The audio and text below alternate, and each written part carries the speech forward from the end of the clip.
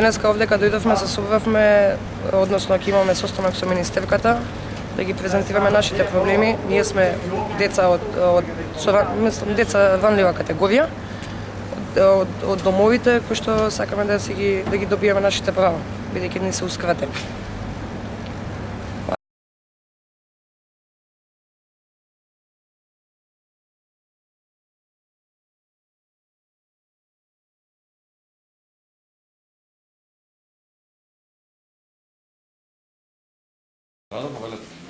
Почитувани сограѓани, по остварената средба со представниците на лицата кои до 18 години имале статус на деца без родители и без родителска грижа, се заложив како министер да направам се што во рамките на моите надлежности за исправување на неправдата која има нанесена.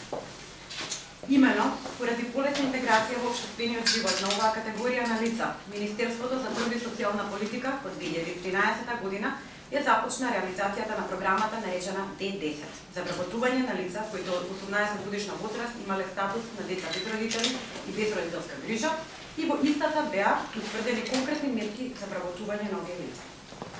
Од 2013 до 2016 година со програмата се вработени вкупно 143 лица од оваа категорија на граѓани.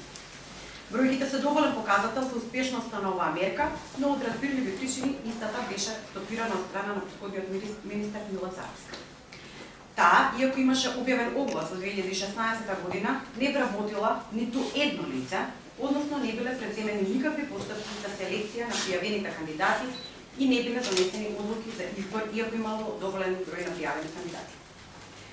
Иако една од најранливите категории на кои е неопходна помош и поддршка да се справат со предизвиците кои ги носи животот по напуштање на домот и згрижувачките семејства. Не се превземени никакви мерки за вработување на ниту едно лице кој до 18 годишна возраст имале статус на дете без родители и без родителска грижа. И покрај барањата и укажувањата на лицата за спроведување на оваа програма и остварените средби со представниците на владата, овие проблеми не се надминати. Ја користам оваа прилика да ви известам дека до владата на Република Македонија доставив информација за вработување на лица кои до 18 годишна возраст имале статус на дете без родители и без родителска грижа во 2020 година, со која ги информираме и бараме согласност за вработување на лица од оваа категорија на граѓани. Овие лица заслужуваат сигурна работа, редовна плата, како и можност за социализација и интеграција во општествениот живот и неопходно е да се преземат конкретни и реални мерки. Министерството за труд и социјална политика мора да пружи рака на најранливите и оние кои што има најнеопходна поддршка. Ви благодарам. Добива лице за годишен одмор или само 20.000? Сегрегацијата на луѓето во било која категорија е неприфатлива. Ова е модулна сегрегација. Наспроти она кое што Социјалдемократскиот сојуз го промовираше пред 3 години, тоа е живот за сите, на изглед не изгледа така. Еве една од ранливите категории. Имавме сегрегација по различни основи во рамките на Министерството, која што се посача страна на Социјалдемократскиот сојуз, и конечно мерка која што прави дополнителна сегрегација сега по основ на КПН. Се размислува ли за другите вработени во јавна администрација во државата? Секако дека размислуваме, меѓутоа мора да причекаме на времето да видиме како ќе се решаваат нашите проблеми. Јас имам едно прашање, ако може. Министерке, знаеме дека во понеделникот ви било доставено решение од дополнителната заменичка министерка за законот за младински додаток. Таа испратила и писмо до вас преку имейл, исто така и допис. Па прашањето е зашто не го подпишувате, бидејќи крајниот рок бил до вторник, за да може луѓето да си го остварат ова право. Се подпишаме и не знам од каде ви информација. Зошто тогаш тврдат дека вистина дека само каде се тврдени, се е подпишано. Може јас. Значи, тука го изоставивме делот за финансирањето за студирањето. Значи, студенти кои што веќе се во процес, укинато им е финансирањето и практично не можат да го продолжат студирањето бидејќи немаат финансии.